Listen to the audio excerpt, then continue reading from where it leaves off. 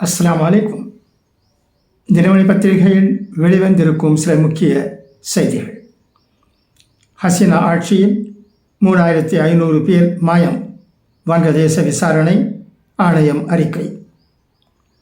வங்கதேச முன்னாள் பிரதமர் ஷேக் ஹசீனா ஆட்சியில் 3500க்கும் மேற்பட்டோர் வலுக்கட்டாயமாக கைது அல்லது கடத்தல் போன்ற சம்பவங்களால் மாயமாக விசாரணை ஆணையம் சமர்ப்பித்த அறிக்கையில் குறிப்பிடப்பட்டுள்ளது.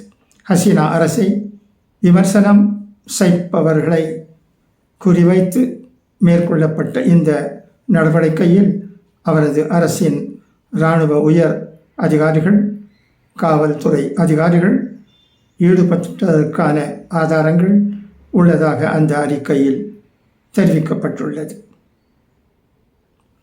உண்மையை வெளிக்கொண்டு வருதல் என்ற தலைப்பிலான இடைக்கால அறிக்கையை 5 உறுப்பினர்களை கொண்ட விசாரணை ஆணையம் வங்கதேச இடைக்கால அரசின் தலைவரான முகமது யூனுஸிடம் சமர்ப்பித்தது.